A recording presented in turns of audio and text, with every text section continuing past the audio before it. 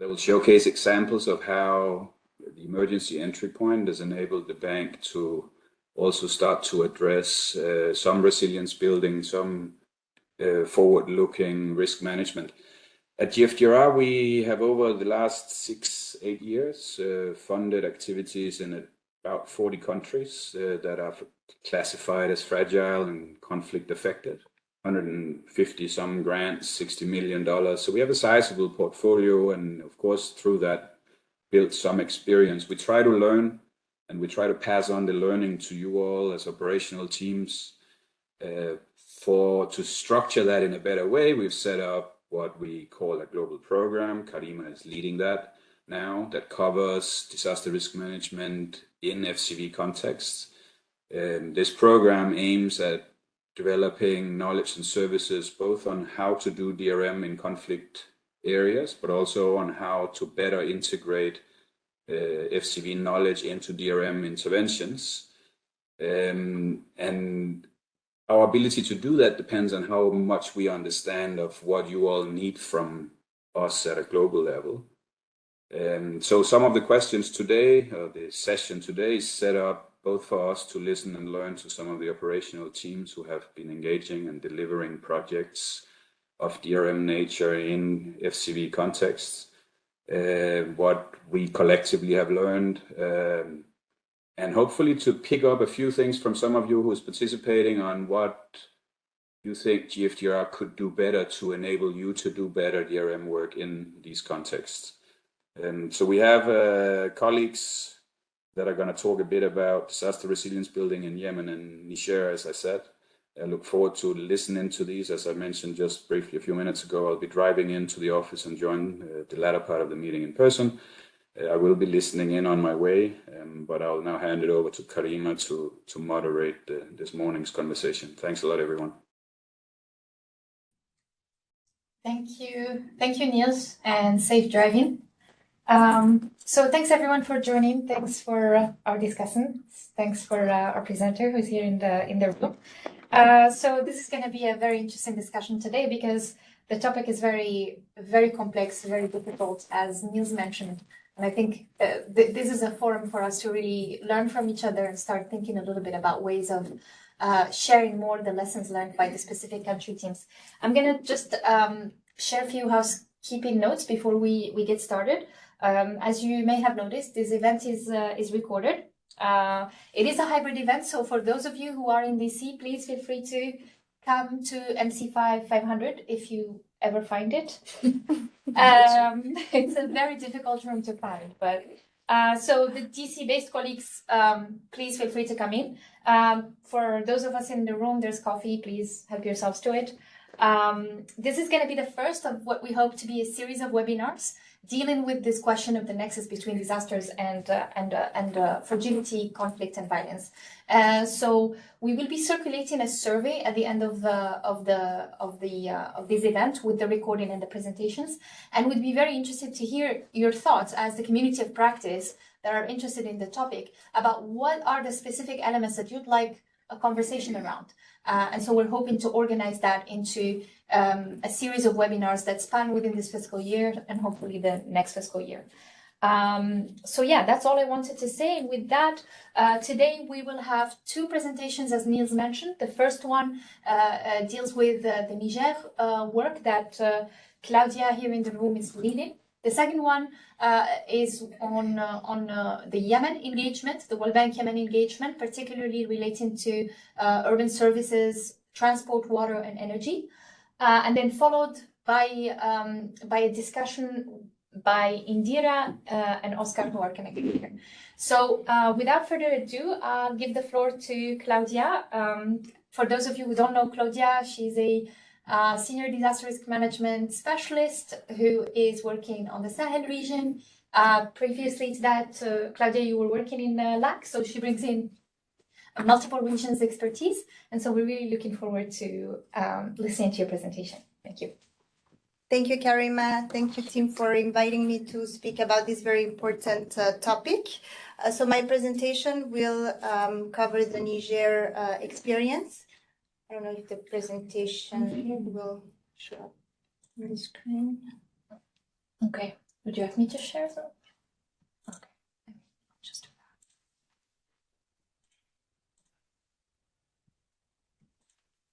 Well, maybe while the presentation is put on the screen, so the aim of the presentation is to kind of share the experience of Niger and share some challenges and some lessons that we've learned about doing DRM and urban programs in an FCV environment.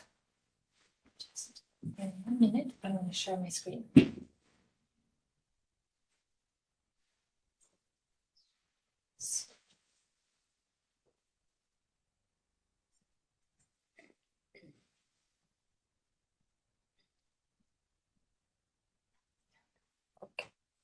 Yes, so we can go to the next. Yes, so a little bit about Niger. So Niger is a very large landlocked country located in the Sahel region of West Africa. It is the 6th largest country in Africa, but it's sparsely populated, so most of the population lives in the southern part of the country, as you can see on the map. On the right, it is mostly a desert. Fertility is very high, about 7 children per woman, and population is about 26 million, so the country is expected to grow very fast. It's also one of the poorest countries in the world, and about 40% of the population is considered poor. The economy is based mostly on agriculture activities, and the human development indicators are quite low. Urbanization is happening quickly, and this is putting pressure on municipal governments to provide basic services, basic infrastructure, and also ensuring that population is safe from natural hazards. So Niger, even though is located in the Sahel, is highly exposed to flooding. We've seen very massive flooding in 2012, 2017, 2020, and we expect this to continue increasing due to climate change. Thank you.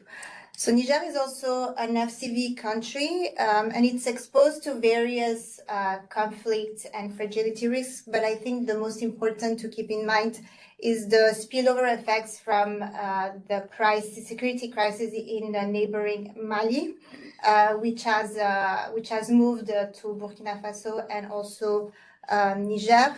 So it has created pockets of areas where conflict has been very high, lots of violence against civilians, basically destroying livelihoods, destroying lives, and forcing people to move away from their village or their city.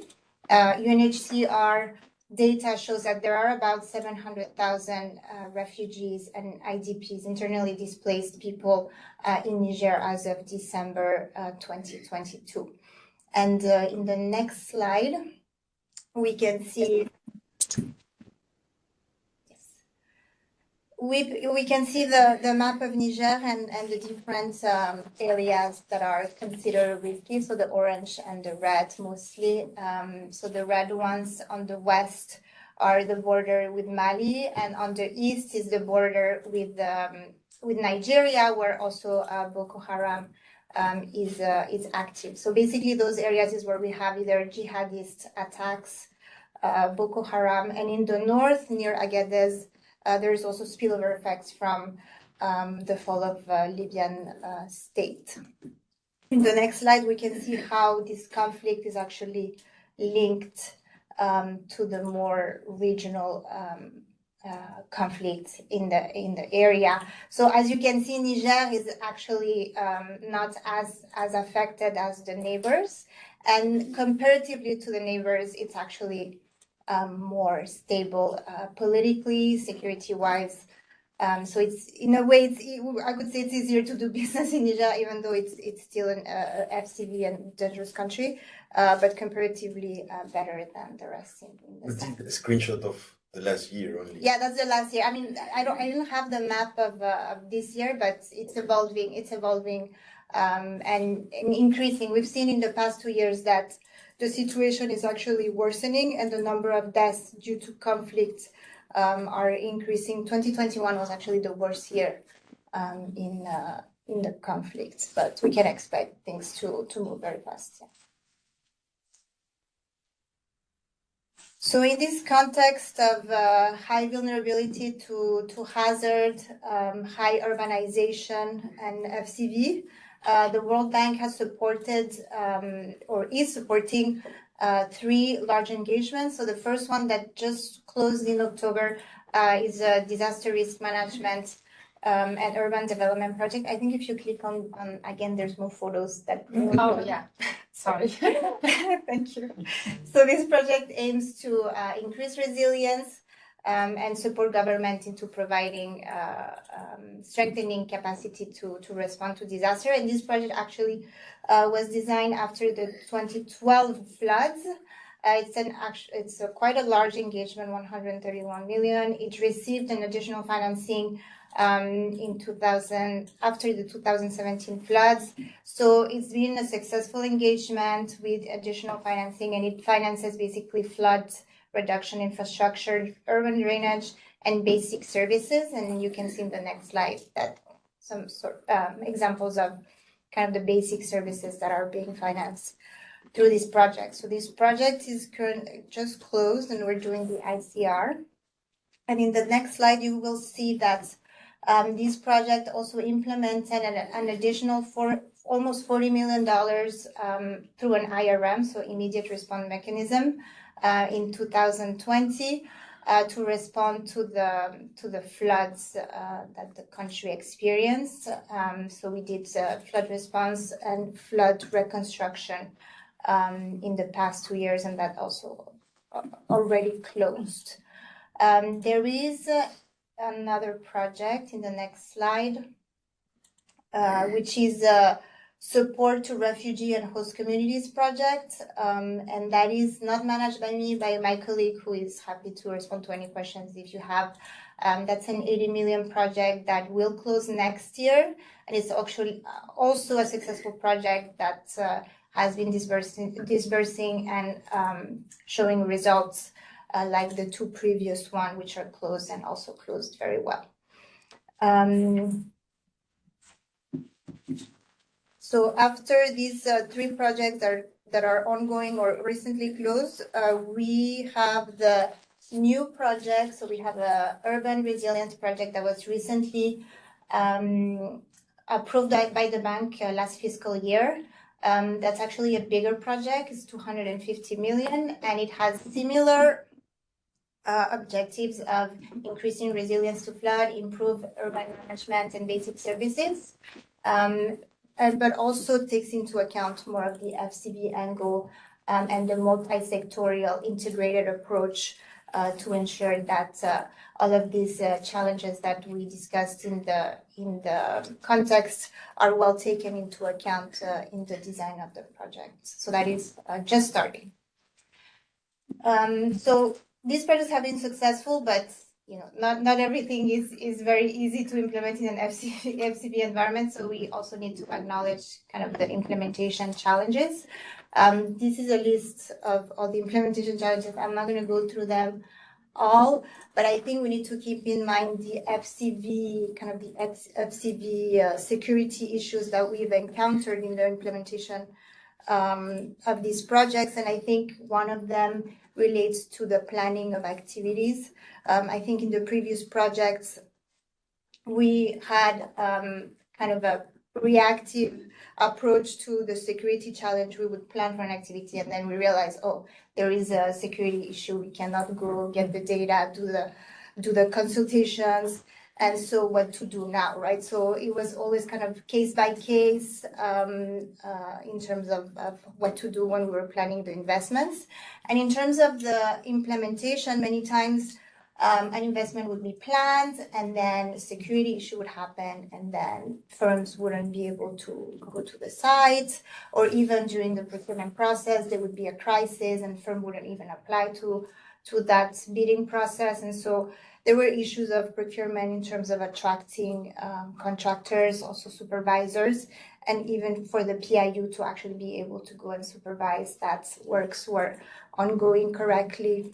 and that also we were getting the right feedback from the population on the ground. So in terms of FCV, I think that was the main issue that was ongoing during those projects that we tried to address in the new project. There's also issues of operation and maintenance. As the security situation is so fluid, we would, finish, the project would finish an investment, and then 2 years later, it's not even possible to go to that area. The municipality has no resources to continue operation and maintenance. So, I mean, those are issues in our projects, but I feel like in FCV, it's like it becomes much worse. And also knowing that floods are recurring every year, every 2 years, it puts a lot of pressure on municipal government in terms of operation and maintenance.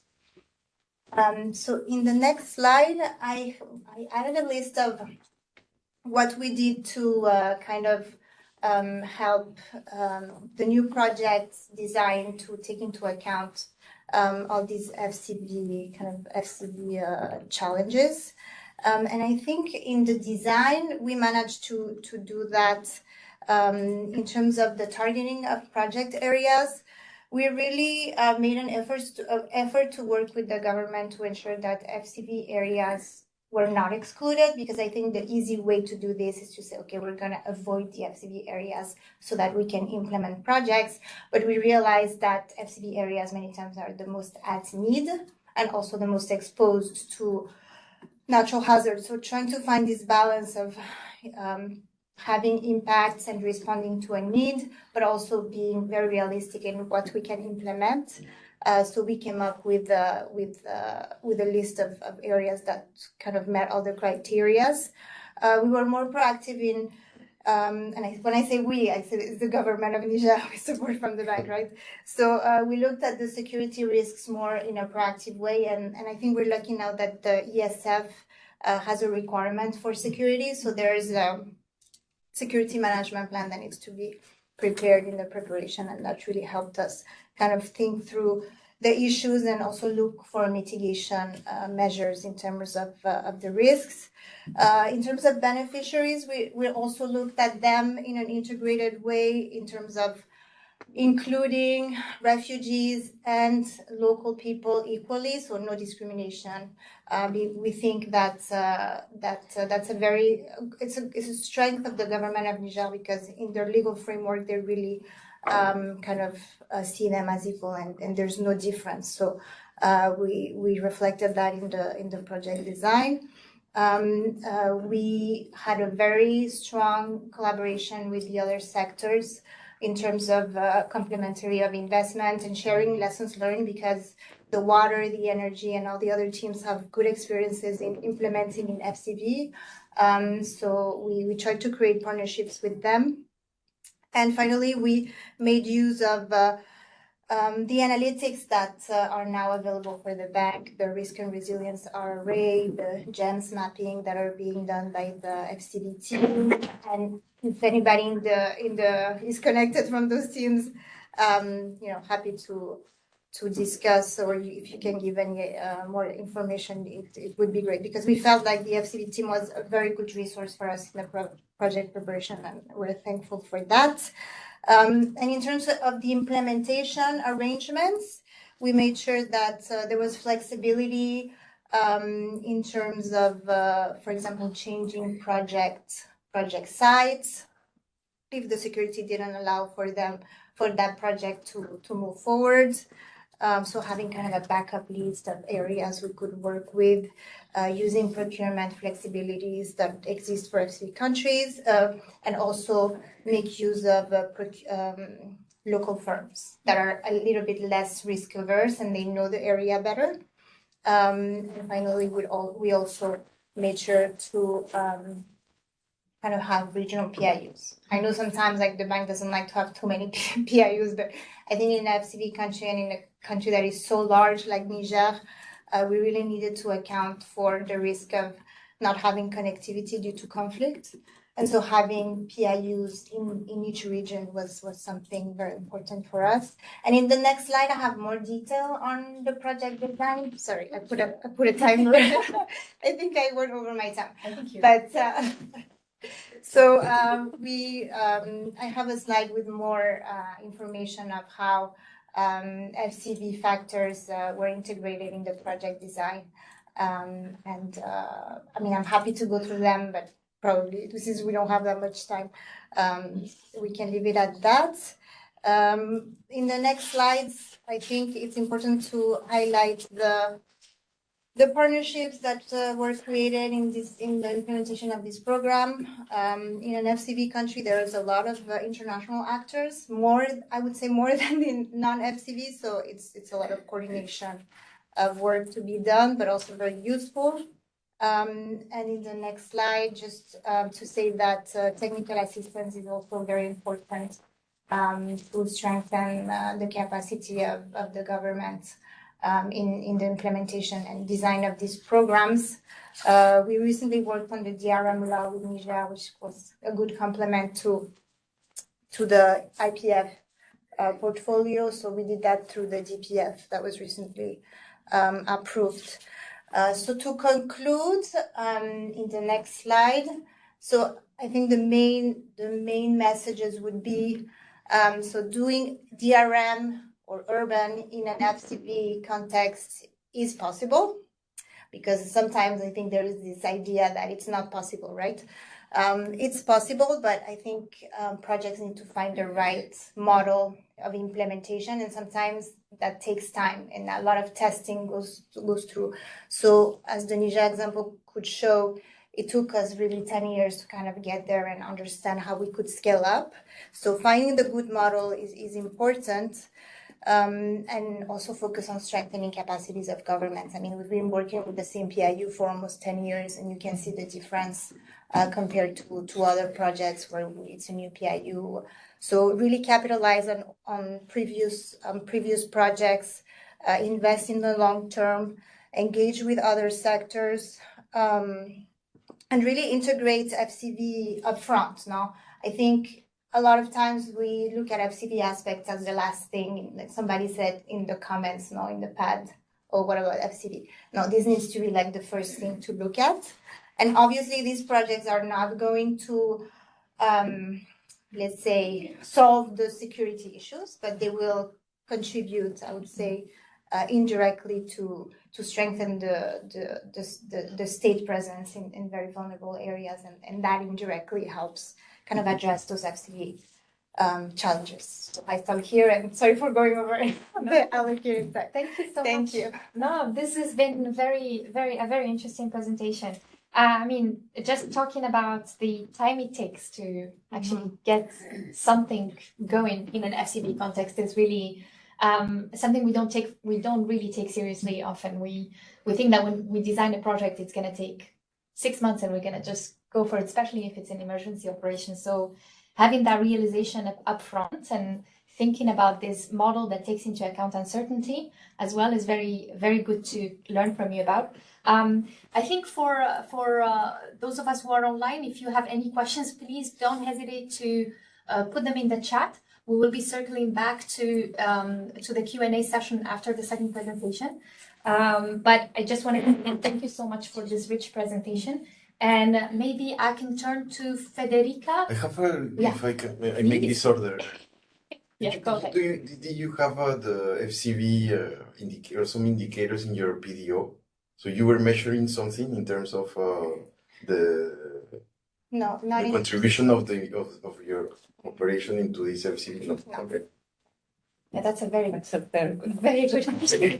I mean, it's a good question, and if I can just add, because the IEG report that was recently published on disaster risk management actually puts that as a question of how can we measure DRM activities actually addressing some of the root causes of conflict and fragility, which we can't do if we don't have any real indicators. But that's, I feel like it's the next frontier for us to start thinking about what could be a measurable indicator that we can take into account as DRM community, as the DRM community in our PDOs. But it's a very good question. Yeah, I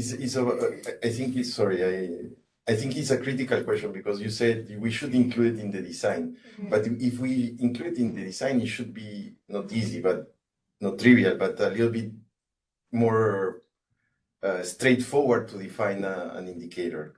But what I think what we do traditionally, or what we have been doing until recently, is just adding that paragraph on the risk side. On the risk side, copy pasting the RRA and connecting with the FCV colleague in the countries because the program leader tells us. No? Mm-hmm. But I think what you say is critical. We should include it as a way of designing, but it's not easy. Yeah, no, we can discuss it afterward. But yeah, we're still waiting for Federica to connect. Okay, so we can. We can. To me, one of the elements would be because this the decentralized PIU, I think, is and the fact that we have documents that actually address and methodologies to address security concerns in project implementation. Those 2 points. The first one addresses the trust in the government, and because if you have a decentralized PIU, it makes more sense that the community level is much more connected to the state. And then the security element is if you're strengthening the modalities by which the project's environment are more secure, then potentially those two could be indicators that could be, we could start thinking about whether that's feasible to actually measure them or not. In projects, but that's not necessarily related to a DRM project, but rather across the board, no? Yeah. You have ideas. Yeah. No, I think it's a very difficult to first we should stay away from the effort to say with this project we are going to address the drivers of FCV because that takes a lot of time. But what you are doing through your intervention is helping to increase the resilience. And when you have the enhanced resilience to the shocks like a flood, etc., because with every flood, if the government does not respond, this erodes the little trust, or it could enhance the grievances. It could result in the destruction of the sources of livelihoods, and it could result in the displacement. And then people, when they are really struggling, this could be mobilized for the grievances and maybe unrest. Mm-hmm. I would suggest to think of it from the resilience perspective, but this, the theory of change, I would call it that way. I think this is something that has to be articulated at the level of the country partnership framework. And then you have the theory of change, then you understand where your intervention is positioned and how it contributes. But at the downside of doing it at the project level is then you have the aggregation of individual successes, mm-hmm. But is there a success at the country level? Usually it's very difficult to demonstrate it. At least that has been the case in the countries that I have worked on, and the CPS, etc. Projects successful at the country level, did we make a difference? Very hard to say. Maybe while we wait for Federica to connect, she's connecting now. We have 2 questions from the online colleagues. The first one is by Zia. Zia, would you like to come in? It's basically, in one of your presentations on the implementation, you had mentioned about a strong GRM. So I was just wondering, in a FCV context, what would a strong GRM entail?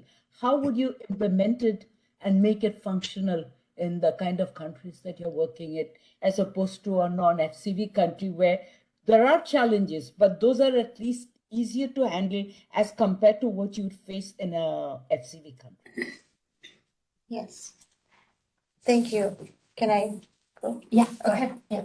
Thank you. Yes, so we've put a lot of emphasis on the GRM, especially because in a lot of these areas, there's a lot of young people who are unemployed, and they have, they're at risk of being taken over by these jihadist groups.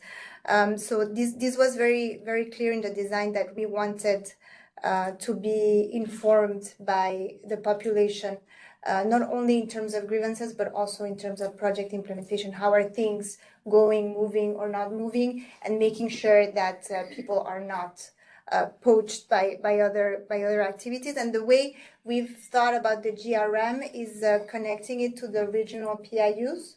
So making sure that the municipalities and the regional PIUs are kind of like the first contact point in the GRM. I mean, of course, there's a line in the chain of GRM, right? But having kind of the institutional response be very close to the population through the municipality and also the regional PIU may, in my opinion, and I'm happy to discuss what you think, but in my opinion, makes it a stronger GRM than having the project sites being very far away from the national authorities. So that is one thing. And the fact that Niger is, I mean, it's a Muslim country that's quite traditional, and so we had to put in place the kind of the GBV aspects very strongly, and also consultations, making sure that they respond to the kind of cultural differences. So hiring very experienced and the right expertise to be in the field. We also have environmental and social specialists in the regional PIUs. So that's one thing that was really important to us, that the GRM had kind of an oversight, technical oversight, very close to the population, and that also women and vulnerable people and young people had kind of an outlet to kind of give feedback to the project. I'll stop here. Thank you. Go ahead. Can I just say on this GRM, because I worked on Nigeria and also worked on the West Africa region integration programs, and my one finding that I saw, it's good because you have been engaged 10 years, but there are many projects when the GRM project starts, implementation starts, and the GRM is still not up and running. And that's really something that it's good to put it in place from the very beginning. It helps to address the underlying FCV risks. Yeah. I'm seeing that Federica is connected, and just to be mindful of the time, we'll circle back to the questions in the chat after Federica's presentation. But please feel free to put in your thoughts, comments, and then we'll go through them as much as we can. So with that, let me very briefly introduce Federica Rangieri. Federica is a program leader at the Egypt, Yemen, and Djibouti CMU. Previously to that, she was a senior disaster risk management specialist working on issues of disasters and resilience in South Asia, ECA, MENA. So with that, maybe Federica, I'll give you the mic.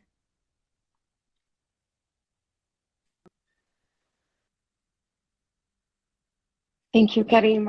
I hope you can hear me. I am at the, I mean, I'm a little bit in a tough situation, so I'm trying to connect from a ministry. So sorry about that. But please, I'm very happy to be able to meet with you and give a brief presentation about what we're having in Yemen. The core of this presentation is about how we were able to shift from infrastructure rehabilitation to what we call a resilient, inclusive economic recovery. Can I have the next slide? Thank you. So working in Yemen, as many of you already know, it is a very challenging, but yes, super interesting opportunity. So we had an engagement that has been going on for at least 7 years, and it has been an engagement that changed across those years. It all started with a set of needs assessment, so post-conflict in this case, needs assessment, that provided us with a lot of insight and a lot of information on which were the areas where there was more need in terms of rehabilitation and reconstruction, where these areas were located, and how we could approach those activities. The situation, as you all know, is extremely difficult in Yemen. So in the past 7 to 8 years, the conflict basically never stopped. More than 100,000 lives have been lost.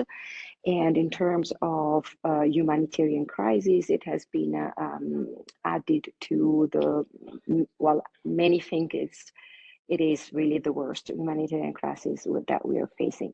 GDP losses are about 40% since 2015, and the reconstruction need, as we assessed in our DNA and also the UN assessed in many other analytics, are really incredibly high, up to 25 billions in the last 5 years. Can I have the next slide? Thank you. So what the bank started doing there was really trying to focus on rehabilitation and reconstruction, but in sort of a incremental way. So we started working first with the first project focused on 10 cities. We identified a set of activities that we could do in terms of access to services and in these 10 cities at the beginning. The engagement grew, and after several years, we were requested to do a second round of what we called USUP. The second round increased the amount of cities that we were we identified as eligible and kept the same sectoral structure. The sectoral structure includes 4 sectors. Later, don't worry. It's okay. The sectoral, it's a multi-sectoral engagement, and it includes water, transport, energy, and local services, including also solid waste management. We moved from 10 cities to 19, and the type of engagement is, I'm so sorry, don't worry. Thank you. Sorry. And the engagement has been including additional, not only additional cities, but also additional local partners. We've been working through the UN. Unfortunately, we don't have a government that we can rely on in Yemen. So we have been working through the UNOPS, the United Nations Office for Project Services. And through UNOPS, we've been working with 3 main local partners, PWP, Urban Water, and the Road Maintenance Fund. Of course, depending on the sector, we have a specific local partner we were working with. We were able through the years to build a lot of capacities within these local partners. And one of them, PWP, has been sort of disenfranchised from UNOPS, so now is dealing with us basically directly. Can I have the next slide? Thank you.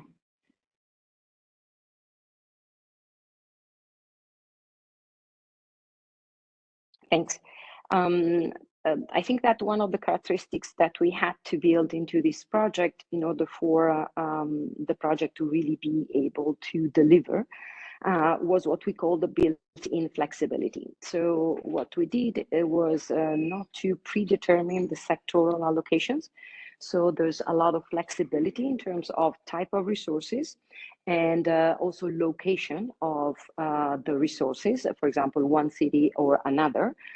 Depending on the ability of the local partner and the area and the neighborhood to absorb that engagement, the security situation, and also the ability of the implementing partner to actually implement that activity. Also, there's no predetermined city level allocation. So of course, we have an indication at design stage, both of the sectoral and the city level allocation, but then while we are implementing, we might change that again, depending on the security condition, depending on the capacity of the implementers and so on. Another feature that we think it's important is that we have a very strong focus on local economic development and jobs. So we are trying to generate as much as possible person-day temporary employment.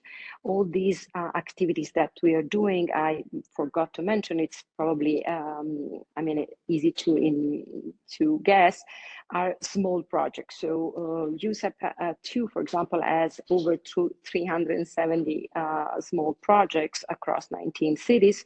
Each of them are led by our implementing partners with a lot of local people actually engaged in the development of these activities. Most of these sub-projects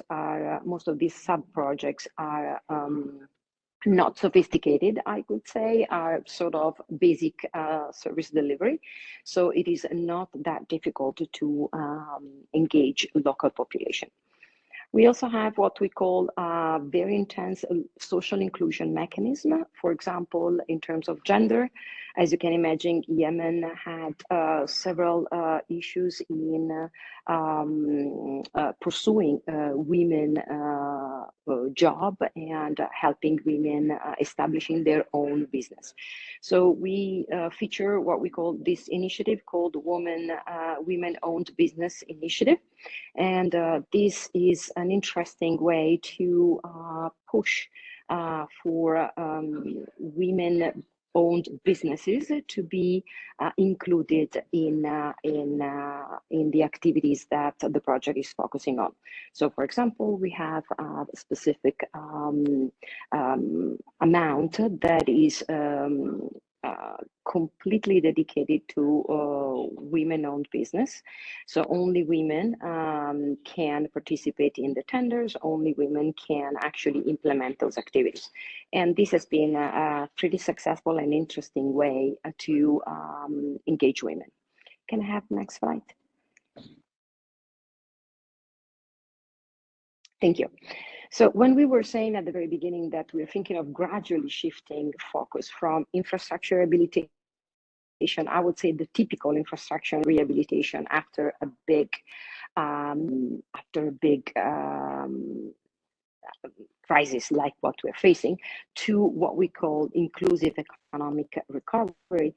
This is what this slide is trying to present. So the first USEP was, as I said, really focusing on that, rehabilitation.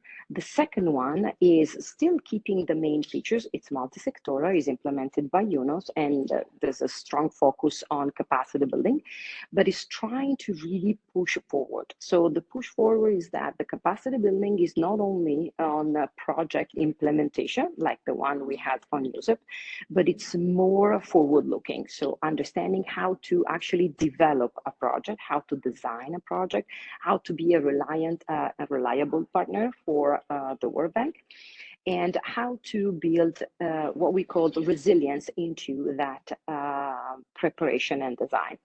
Then we were able to also have an additional financing added to USEP 2, and that additional financing even increased this focus on capacity building and the focus on ability to increase resilience.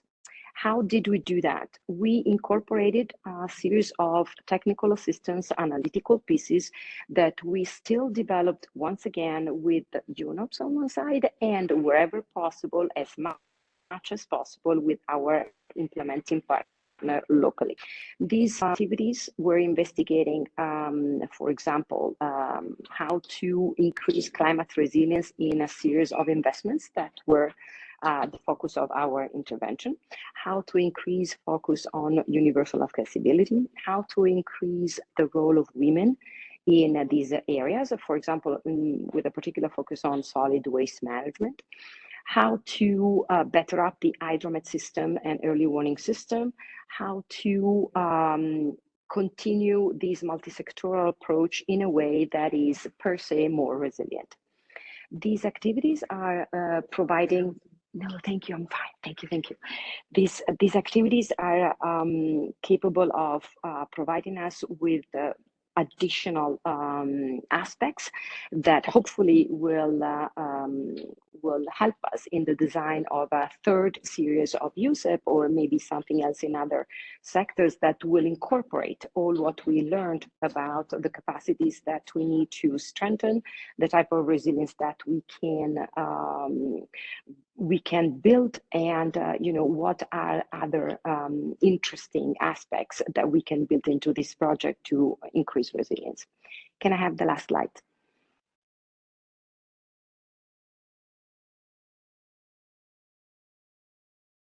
Thank you.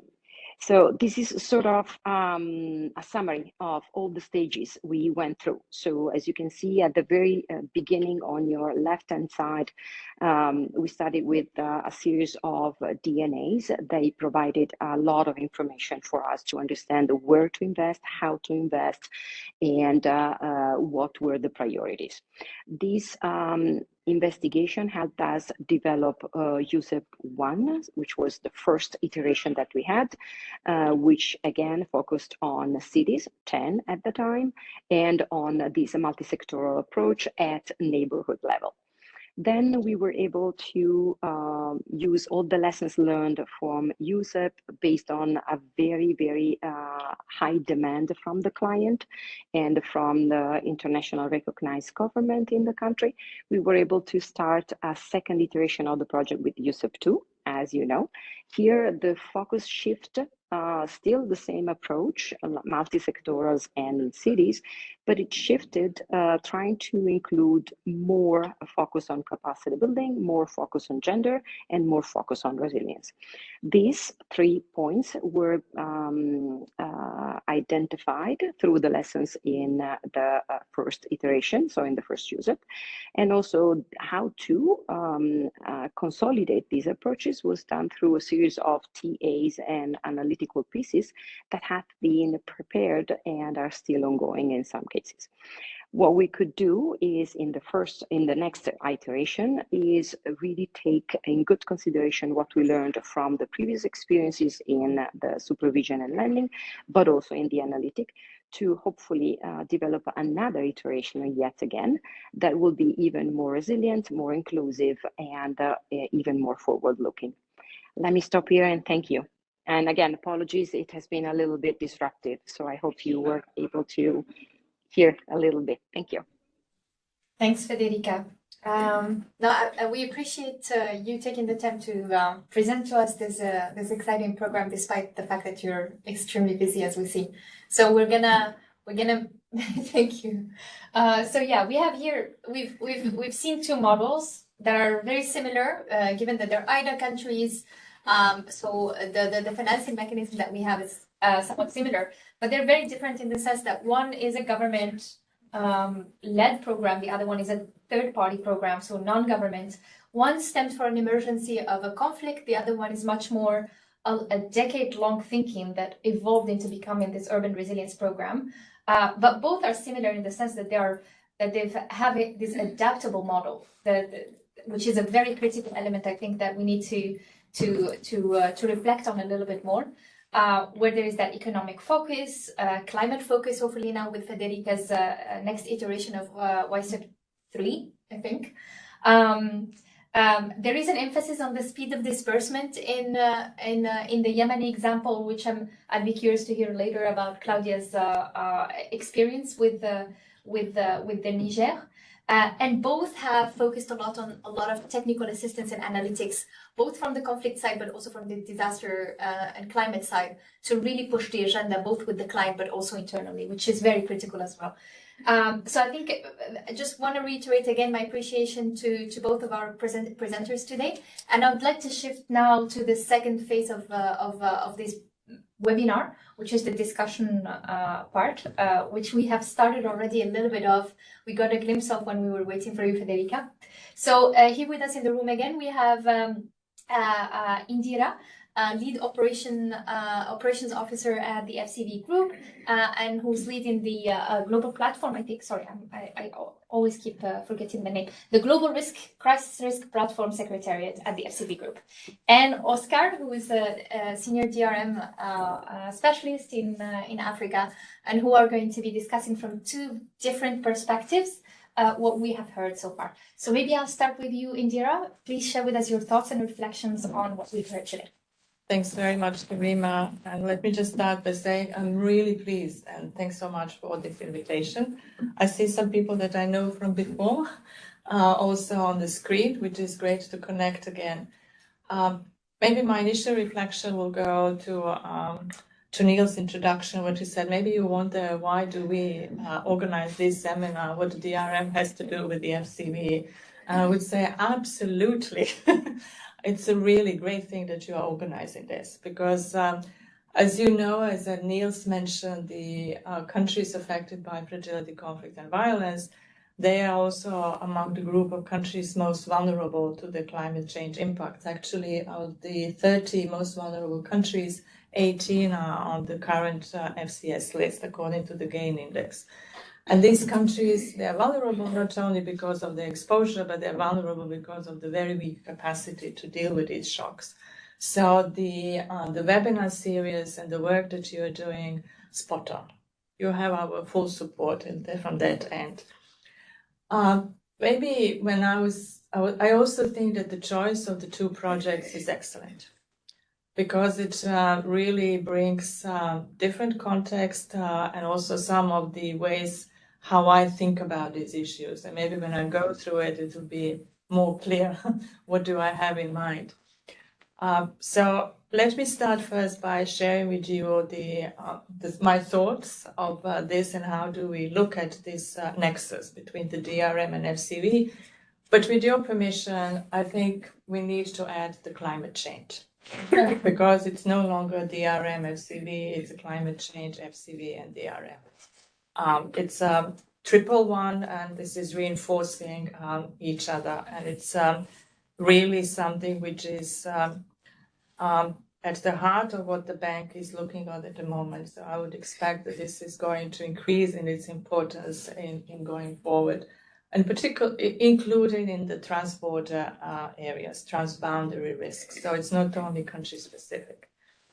So when you engage in the FCV settings, I mean, the first thing is, what is your development solution? What exactly you're trying to do? And I think this is where you have this, you start with the emergency response, and then we want to move to resilience. And I think that there is growing evidence and also the consensus emerging that this is a continuum. It's you don't do just emergency, pack up the project, and then wait for the time to become better, and then to start working on resilience. There is a need to start linking the two in the process. As you do that, how do you actually approach the issue of the system strengthening? Mm-hmm. And I think this is why the two examples are excellent, because on one hand, we see Yemen, where we are working through the third party. We are not working through the government. So hence, there is always a question, what about system strengthening, and where do we focus? And I think the focus of the project on the local level is the right one, because this is how you are building it up. But even that creates some challenges that I will mention later on.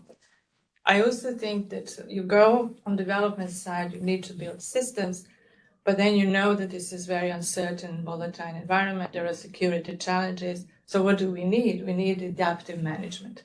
And both of the projects are showing us how you can do it and approach it in FCV settings. That's the second reason why I think these are excellent examples.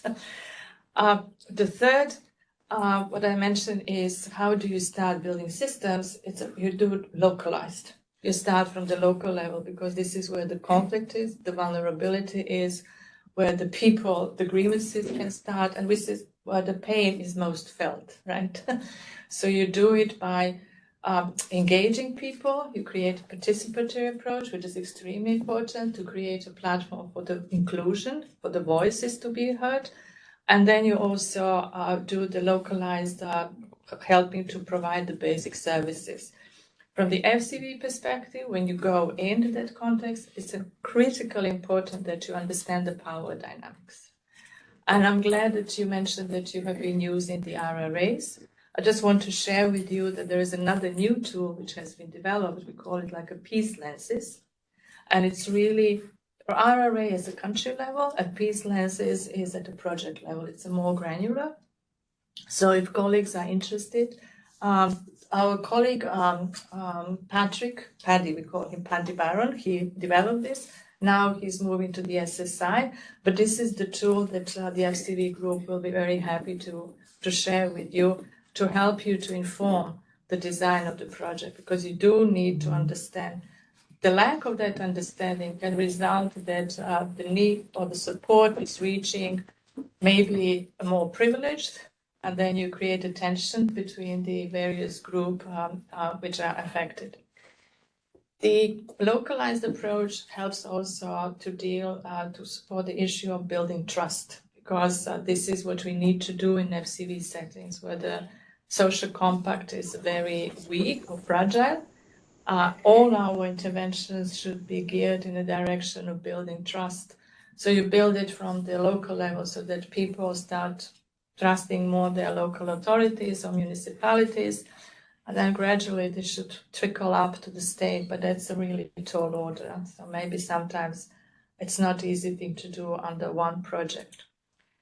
When I talk about the system approach, and as I said, I will say it later on, your examples also point to the challenge, which is how do you maintain and operate the rural roads or the urban areas, once the project is done, because FCV settings, they have also the fiscal constraints. They have a big issues. So how do you deal with these issues? And I think for that reason, it's very important that this link between the FCV, the RM, and climate change is also embedded with the broader fiscal discussion. So your agenda it doesn't exist just in your area.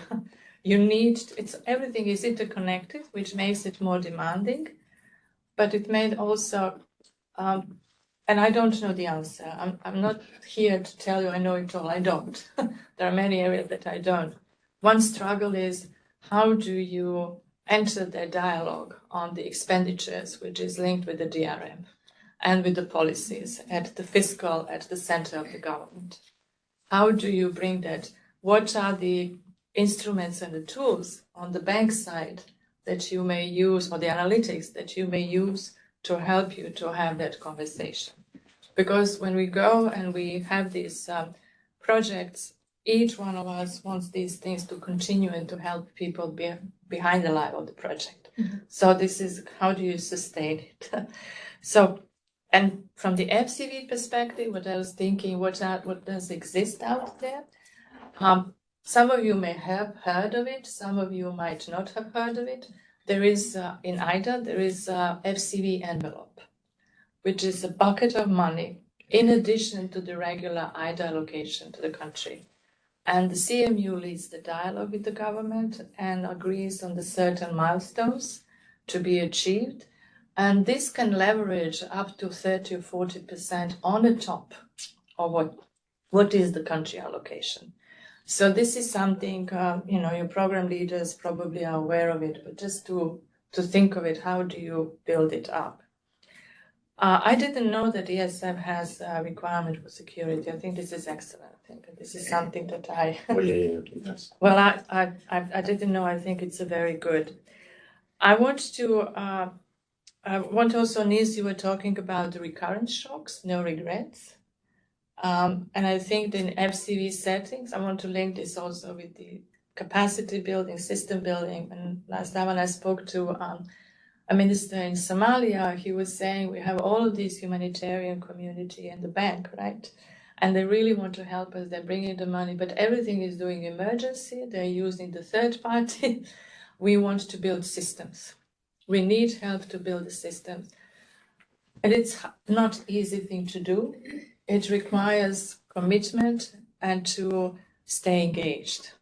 It requires, one project is not enough. There has to be thinking of the programmatic approach. And that's, what you were talking about, what are the indicators, etc. Maybe an MPA is actually the way to think more in FCV setting, because you have this programmatic progress moving forward. I will just end just on this last with the question that I had, and I said I like these two examples because they're highlighting flexibility. But I'm wondering to what extent the flexibility in Yemen of not having the allocation sectoral. I thought this is excellent, but I was thinking, is that because we are working through the third-party implementation? Can you really do that when your client on the other side is the government? Would they agree not to have the firm allocation? And you know how it is. Every minister wants to know how much money I'm getting. Every city wants to know how much money I'm getting. If it's possible to come to an agreement with them without reallocating, I think this would be great. But I'm not sure. I'll stop here. Thank you. Oh, sorry, the last one. It's a humanitarian development peace nexus. This is relevant for Yemen, I think, and also in Niger. I think we need to have a better structured engagement with them. We need to be much more focused, and we need to find a ways how to use the humanitarian support, start putting the blocks for this resilience building. And in Somalia, the humanitarians are there non-stop, but they are constantly using emergency support. So why don't we use this non-stop engagement to agree with them? Let's start building resilience and systems. That's it. Thank you. But it kills their business. No, we need, as a bank, we also need to invest more effort. I mean, we need to work more on that one. I'm not blaming UN. We always say, UN is this and that. No, we need to do better work. Okay, yeah, no, I agree with you. Good transition. You don't need me, Oscar. Over to you. Thank you. No, that is a good transition. I think Indira pointed out a lot of the things I was trying to say today. But I think for me, the first is that we use a lot of concepts and definitions, and I don't know if they mean the same, if the meaning is the same. So I think we need to have a clarity on an alignment on how we use resilience, vulnerability, etc. No, all the fragility.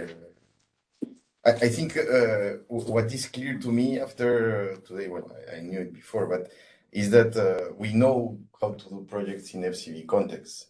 What I think we are missing is how to measure the impact of this in this FCV nexus, the impact of what we do in terms of reducing or contributing to better the FCV settings, no, or context. And I think for me, this has to, as everything, it has two main pockets or components. One is the practical, so the operational, and I think we know.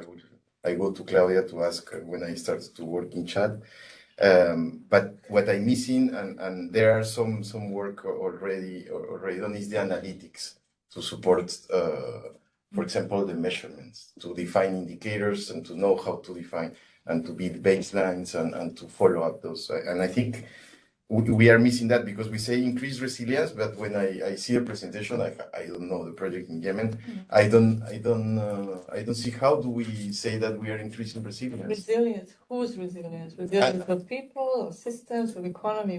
What does it mean? Yeah. So I think that definition is very important, and to be focused on presenting, for example, outcomes or outputs rather than presenting structures, because I think we know clearly how to make projects. No, then I think for the challenge on the DRM side for us, I think, is that traditionally we have seen the problem of risk as a asset focused problem, and now we are passing to this issue in FCV context in particular, where these are people centered projects or output objectives, no? So I think the work, for example, from Alegat, that passed from asset losses to welfare is very important as a analytical base for us to start thinking of how to measure what we are doing, no? I think that the question that Niels put at the beginning, how GeoDR could do better, this is not an easy one, and that's why you have the best on that. No, so I really think we should start thinking more clearly and working with teams on this analytical and this measuring things that how our projects are supporting this, no, and then defining clearly what are the indicators or the concepts or the definitions we are using. How do we define resilience and how do we increase it, etc. And I've seen some error rates as talking about more analytical pieces, but not all of them by default integrate disaster risk or climate change. No? That I think is something where we could work together. She is already. Yeah. We could work together as a nexus. No. I think this is. Then the last point that I thought you said. Indira, at the beginning on sometimes the projects have good outcomes or good outputs, but it's difficult to measure in the long term. But I think that's exactly what we should be doing is in a programmatic way, not only as an MPA in the sector side, but also of how do we build and put together the CPFs. Right. So I link it project to CPF. Sometimes CPF are umbrellas, and then the projects do not really respond to. And it's funny because we are as TTLs, we are always asked to contribute to the PLRs and then we try to. We are not flexible enough as an institution to see that in FCV context or in other contexts things evolve, and we cannot measure the things that we put in 2018 and then COVID happens and we are measuring now. So I think there is something needs to change or we need to find the adaptive way of approaching how do we build programs based on the building blocks that are the projects, no? And not only trying to look at a sectorial way on an MPA, but also doing the CPF, making it a little bit more useful and flexible, no? I agree. For us. I think I will leave it there. On the CPF and flexibility in the FCS settings, I totally agree with you. And this is something that the FCV group is really trying to move. Totally agree.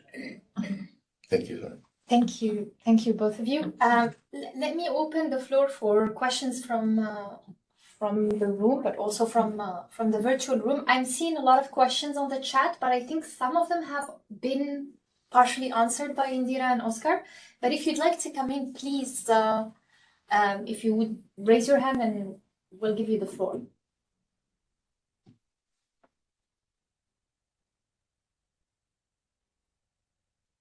Anna, please, come in.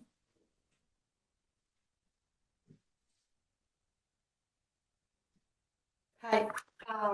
On what Oscar was talking about, the concepts of resilience and how we are more specific.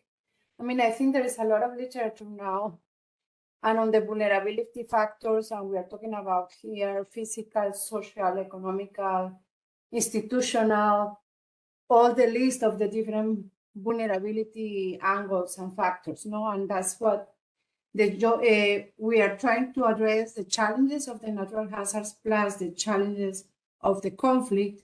But what we can change, because we cannot change some of those hazards, is mainly those vulnerability factors. So if we are more specific about what we are trying, how people respond, how people communicate, how they get better income.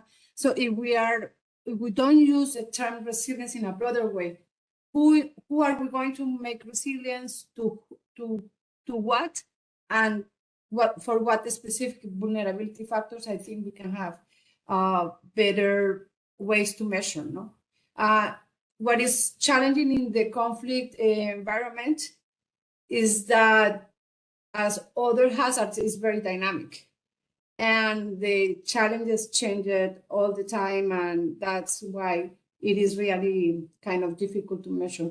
But how we are contributing to at least make people more capable of managing those challenges is probably what we can try to measure and address. But that was just a thinking. If we're going to go the route of defining better concepts and indicators, I think we have all the elements on the vulnerability definitions. Thank you, Ana. Federica, you raised your hand as well. Please go ahead.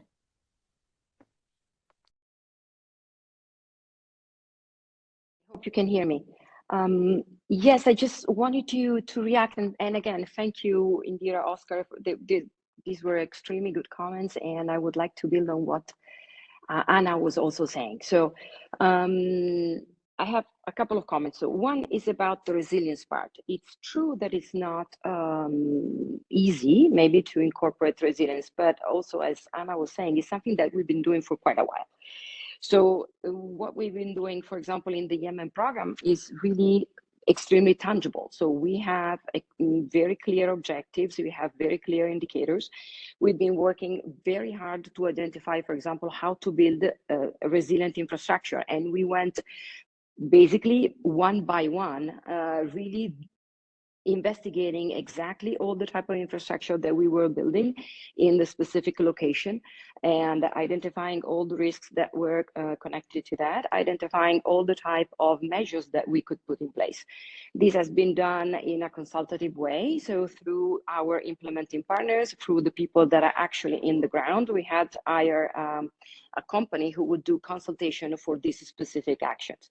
So what we have now, it's a set of resilient infrastructure that we could build. Some of these resilience measures have been already incorporating in the type of sub-project that we were producing.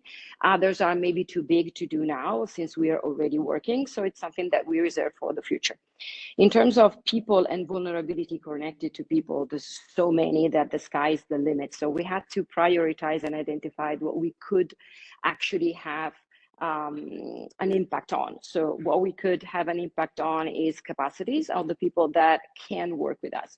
So implementing partners, increasing their capacity specifically on resilience. So we have capacity building training activities on how to build resilience, how to build, how to make sure that, for example, carbon emissions are lower, how to build adaptation, how to make sure that there's sustainability and maintenance of what we're doing. Then we also invested on the local communities. As you probably noticed, our interventions are at neighborhood level. So that's great. That's really an easy way to interact with the people in the neighborhood, to have them start working with us. They are usually part of our jobs in the sense that they are temporary workers for us. They are instructed, they are trained, they build, their capacities are developed to the extent possible. And this is, again, because the process we would like to pursue is not rehabilitation, is not reconstruction of something that was already there, but is actually development. We are really pushing hard to make sure that in those neighborhoods, what we do is not just reproducing the situation they had and they are having, where the conflict is very solid and is not reducing. But we're trying to transform to the extent possible with jobs, with understanding of sustainability in the future and resilience in the future, so that the approach is not humanitarian, but is really way more developmental. Last point, working, I think Indira said that, so working with UNOPS gave us the opportunity to be more flexible. So I guess that is exactly the point. That's the perk for once of being able to work with the UN and not the government. Flexibility, I think it's extremely important in this type of situation, but I do believe that there are ways to build that type of flexibility is also working with the government. Of course, it's something we need to investigate more. Last point on the humanitarian nexus, it's important to work with the humanitarian nexus, but that's personal. I'm trying so bad not to do it because I want our partners to really see that what we're doing is not emergency, is not only humanitarian, but we are building something that can stay longer. Last one on MPA. I think in Yemen, it's super complicated to think of MPA. There's not the bandwidth to do it. And in some of these conflict situations, it is so difficult to think like 24-hour ahead that an MPA setting would be really, really difficult, at least in my opinion, to pursue. I think I took a lot of time, so sorry, I'll stop here. Thank you. I agree with Federica. In FCV, where you have an active conflict, and also maybe in countries which are prone to the political instability, MPA could be difficult. I agree with that one. MPA as we know it now, but programming sectorial investments or should be done. But I think sometimes we are ashamed of doing humanitarian, and in some cases is what we need to do. No, it's also our role to support in certain cases, extreme cases that. I think our relationship with humanitarian should be a little bit more fluid in terms of how we complement each other, but also sometimes we are in the humanitarian space, even if we don't want to be. What I was trying to suggest is, and I'm sorry if I didn't do it. No. I was just thinking of the example of the countries where you do have a large humanitarian presence because they don't have the fiscal capacity, and these are many countries which are on the current FCS list, and we know that they are coming every year, right? They have a program, so how can we work and agree with them in their program to integrate the system building? So they're not working through the NGOs only. And I'm thinking of the example, for instance, of Nepal after the earthquake. There was a huge international support. It built a parallel system, parallel to the government. Haiti after the earthquake as well. So how can we? Yeah, Afghanistan is also something that I was thinking while Federica was saying, and it's a really tough one, right? In Afghanistan, the partners and the bank have done many good things, right? We increased, helped to reduce the maternal mortality, we built the electricity and helped. But look at where the country is now. So it's really difficult to think of it because FCV is a challenging thing. It's But I think for it's very challenging. Even if sometimes, to complement what I just said, even if sometimes we are in the humanitarian space, our added value is that we want to go out of that space, which is not the business model of the humanitarian partners. So we need to bring them in, and I think in some cases it has happened. No, it depends also on how is the dynamic in the country in terms of coordination between. I would just say that I think that some of them are very open. They are very strong supporter of the anticipatory approach. So if you know that there are recurrent shocks like floods in a number of countries, I think they would be happy to discuss with us what is the anticipatory action plan. Maybe, Niels, would you like to react to any of this, or should I give the floor to Zoe for her closing remarks? Well, I have a lot of questions, I think, but we don't have a lot of time. But in the questions, a lot of the questions you're talking about are a big picture. They're very important. They're relevant for our institution. But they're probably too big for GFGRR to offer, certainly to offer full solutions for. No? So when we say the closest you get to a full solution is the TTL, who has the overview of the full solution at a project level, or the CMU who has the overview of the full solution at the bank level. We are plugged into the TTL, no? So we are a small piece of the TTL's project level solution when we do our job at a global level well.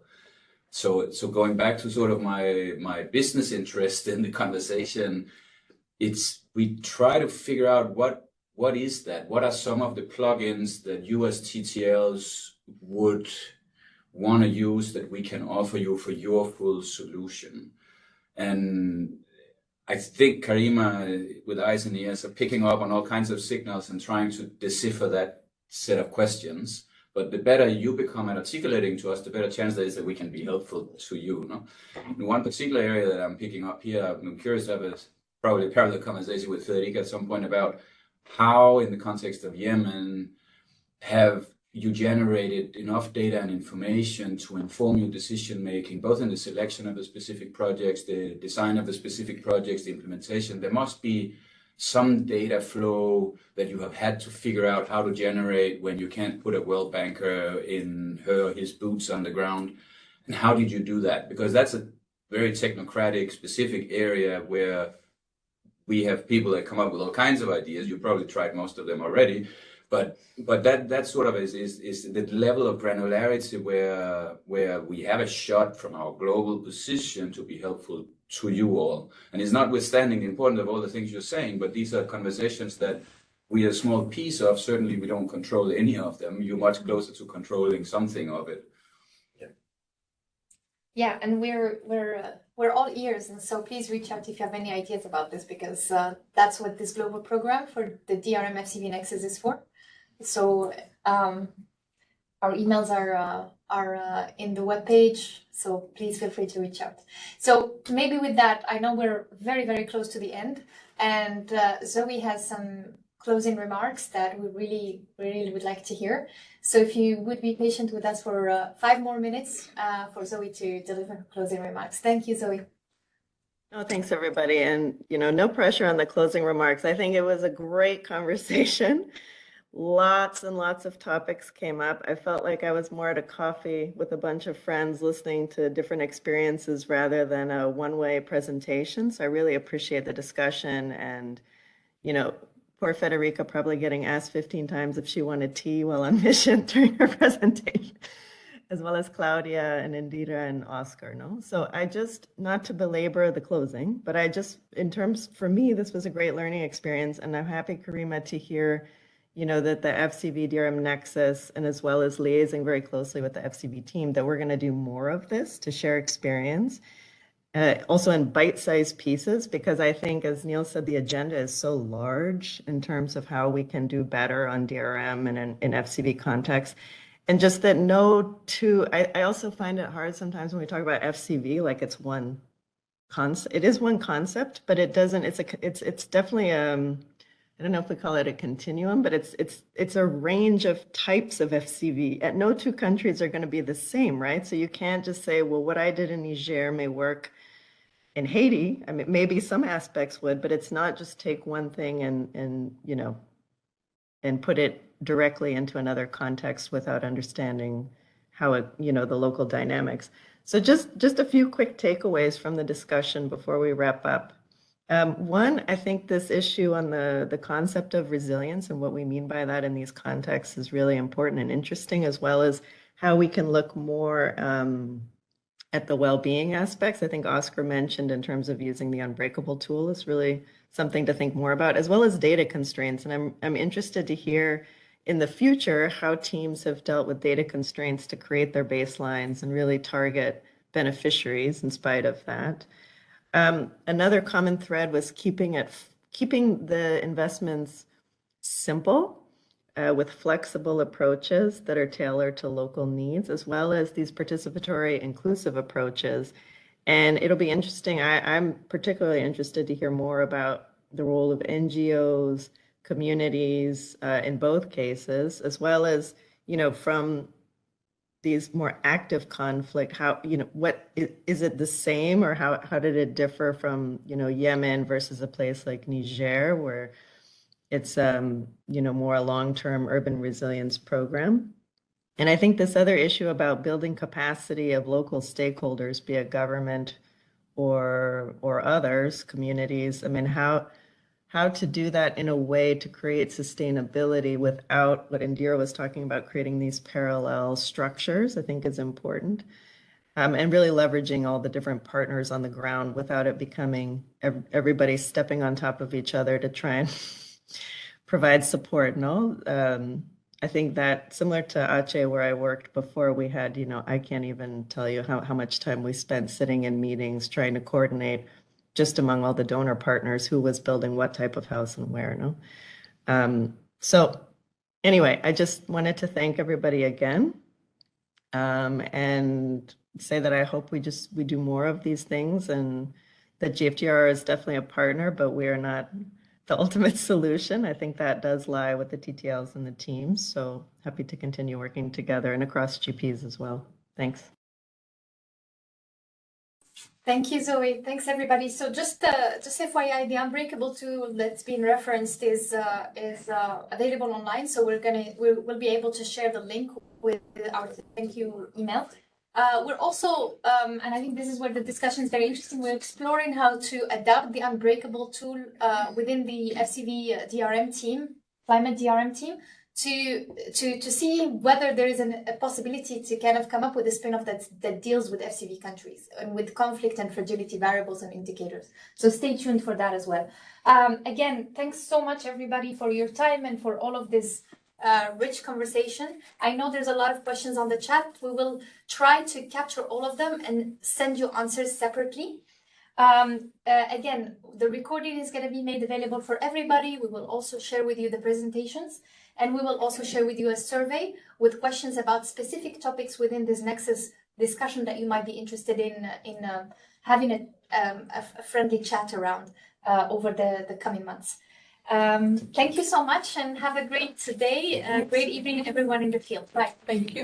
Thank you.